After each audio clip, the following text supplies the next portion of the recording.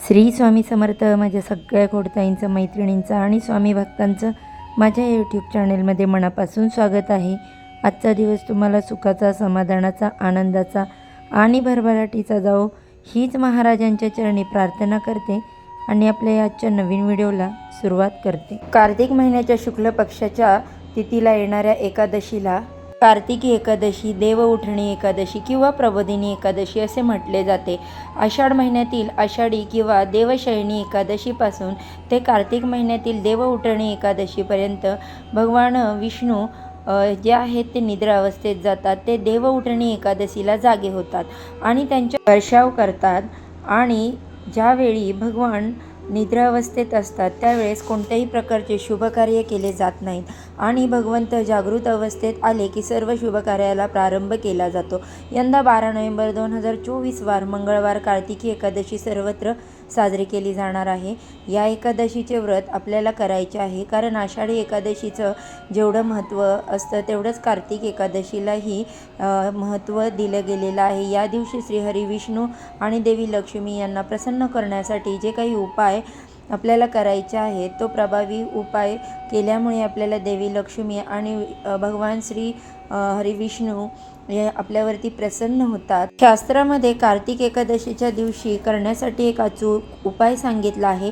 हा उपाय केल्याने आपल्याला नक्की फायदा होतो. हा उपाय आपल्याला उद्या 12 नोव्हेंबर रोजी सकाळी किंवा दिवसभरामध्ये तुम्ही कधीही केला तरी चालणार आहे. तर या उपायामध्ये उद्या आलेल्या कार्तिक एकादशीच्या दिवशी तुळशीला ही एक वस्तू अर्पण करायची आहे. ही वस्तू तुळशीला अर्पण केल्यामुळे आपल्या आयुष्यात असलेल्या सर्व अडचणी, दुःख, दारिद्र्य नष्ट होऊन देवी लक्ष्मीची अखंड कृपा लाभते. तसेच घराची, पतीची, मुलांची भरभरून प्रगती होईल.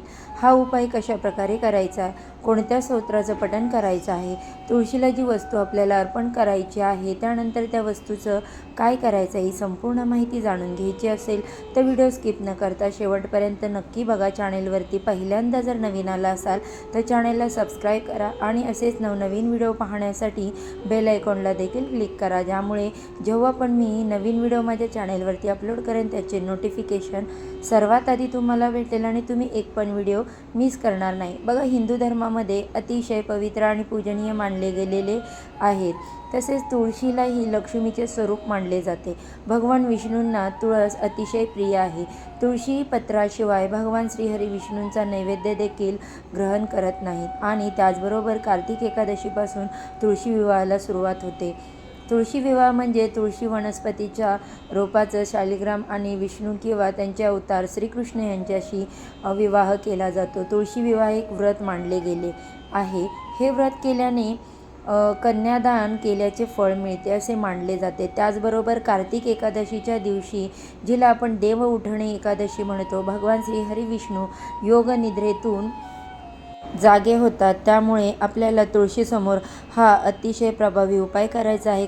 विष्णुप्रिय असलेल्या तुळशीसमोर आपण हे उपाय केल्याने देवी लक्ष्मीची अखंड कृपा आपल्यावरती राहते. जर घरामध्ये आर्थिक स्थैर्य नसेल, पैशाची कमतरता सतत राहत असेल, त्याचबरोबर घरामध्ये आलेला पैसा फार काळ टिकत नसेल, तो कोणत्या ना कोणत्या कारणाने खर्च होत असेल, तर घरामध्ये देवी लक्ष्मी स्थिर राहावी, तिची अखंड कृपा आपल्यावरती राहावी यासाठी कार्तिक एकादशीच्या दिवशी तुळशीसमोर हा उपाय करायचा आहे. बघा, एकादशीच्या दिवशी मग ती महिन्यातील येणारी एकादशी असो किंवा कार्तिक एकादशी, जी सर्वात मोठी एकादशी आहे, त्या दिवशी तुळशीचं निर्जळ व्रत असतं. मग कोणताही द्रवपदार्थ तुळशीला अर्पण करता येत नाही. मग अशी कोणती वस्तू आपल्याला तुळशीला अर्पण करायची आहे जेणेकरून भगवान श्रीहरी विष्णू प्रसन्न होतील व देवी लक्ष्मीचे आशीर्वाद आपल्याला लागतील, या उपायाविषयी पूर्ण माहिती आता आपण जाणून घेऊयात. उद्या कार्तिकी एकादशीच्या दिवशी पहाटे लवकर उठायचं आहे. उठल्यानंतर घराची स्वच्छता वगैरे करून घ्यायची.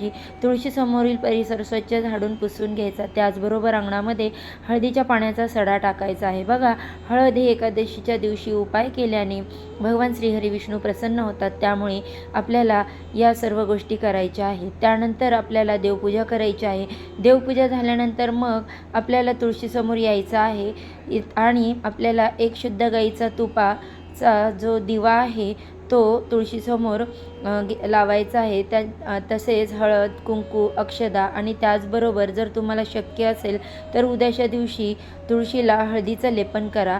ज्याप्रमाणे आपण उंबरठ्यावरती हळदीचं लेपन करतो अगदी त्याचप्रमाणे तुळशी वृंदावन किंवा तुमच्या घरामध्ये तुळशीची कुंडी असेल तर तिला हळदीचं लेपन करू शकता. थोडीशी हळद वाटीमध्ये घ्यायची, त्यामध्ये गोमूत्र, गुलाबजल मिक्स करायचं आणि त्याची पेस्ट जी आहे ती कुंडीभोवती आपल्याला लावायची आहे किंवा तुम्ही तुळशी वृंदावनालाही लावू शकता. अशा प्रकारे तुळशीला हळदीचं लेपन केल्यामुळे आपल्या घरातील धनाभिषेकच्या समस्या संपूर्णपणे नष्ट होतात आणि भगवान श्री हरी विष्णू देखील प्रसन्न होतात, कारण ते उद्या कार्तिक एकादशीला निद्रावस्थेतून जागे होतात.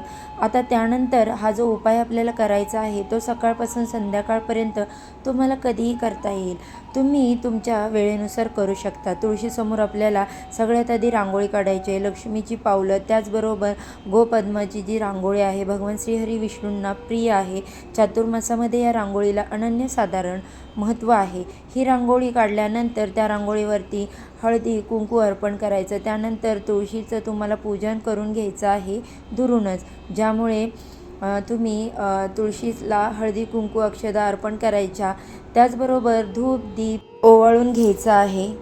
एखादं फूल अर्पण करायचं आहे. त्याचबरोबर तुळशीचं निर्जली व्रत असल्याने उद्या नैवेद्य अर्पण करता येणार नाही. त्याचबरोबर तुळशीची जी पानं असतात ती देखील एकादशीच्या दिवशी तोडू नये. त्यामुळे तुळशीची पानं जी तुम्हाला भगवान श्री हरी विष्णूंना नैवेद्याला लागणार आहेत किंवा त्यांना अर्पण करण्याची जी मंजुळा लागणार आहेत त्या तुम्हाला आदल्या दिवशी म्हणजेच आजच तोडून ठेवायचे आहेत. आणि उद्याच्या दिवशी जर तुम्हाला तुळशीपत्र लागत असेल तर तुळशी रोपाभोवती खाली पडलेली पानं तुम्ही घेऊ शकता.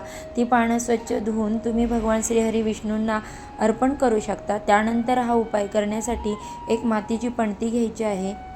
त्यामध्ये शुद्ध गाईचं तूप तुम्हाला घालायचं आहे. गाईचं तूप नसेल तर तुम्ही म्हैशीचे तूप वापरले तरी चालेल, मात्र त्यामध्ये चिमूटभर हळद घाला. गाईचे तूप वापरले तर हळद घालायची गरज नाही. त्यात तुम्हाला एक फूल वात घालायची आहे आणि हा दिवा सोबत घ्यायचा.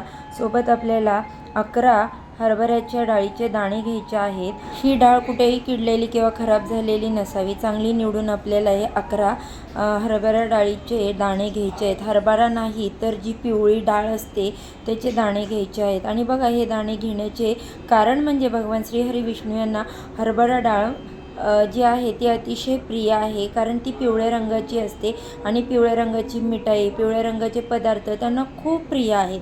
त्यामुळे ही पिवळ्या रंगाची डाळ आपल्याला घ्यायची आहे. तो दिवा घ्यायचा आहे. त्या दिव्यामध्ये सगळ्यात आधी आपल्याला तुळशीसमोर प्रज्वलित करायचा आहे. त्यानंतर खाली त्यांना तांदळाचं आसन द्यायचं आहे. त्यावरती दिवा ठेवायचा आहे.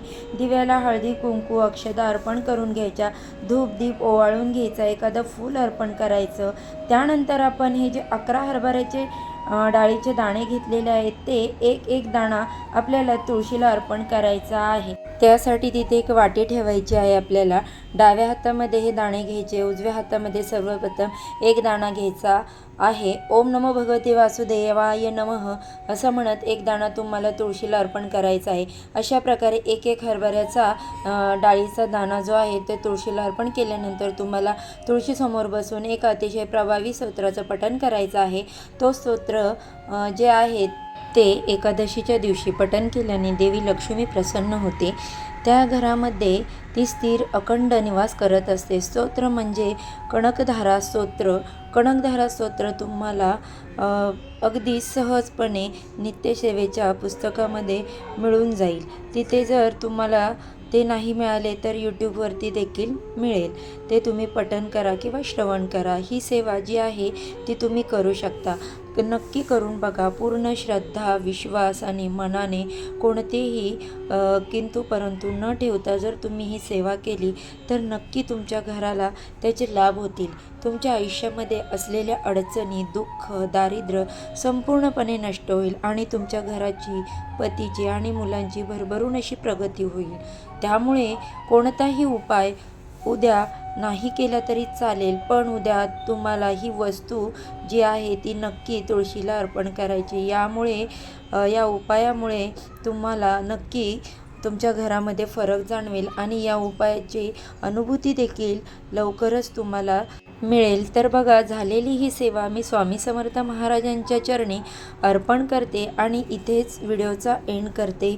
व्हिडिओ जर आवडला असेल, थोडा जरी माहितीपूर्ण वाटला असेल तर व्हिडिओला नक्की लाईक करा, चॅनेलला सबस्क्राईब करा आणि असेच नवनवीन माहितीपूर्ण व्हिडिओ पाहण्यासाठी बेल आयकॉन देखील क्लिक करा, ज्यामुळे माझ्या चॅनेलवरती येणारे नवनवीन व्हिडिओ याचे नोटिफिकेशन तुम्हाला मिळेल आणि तुम्ही एक पण व्हिडिओ मिस करणार नाही. चला तर मग उद्या अशा छानशा माहितीबरोबर पुन्हा भेटूया. सर्वांना श्री स्वामी समर्थ.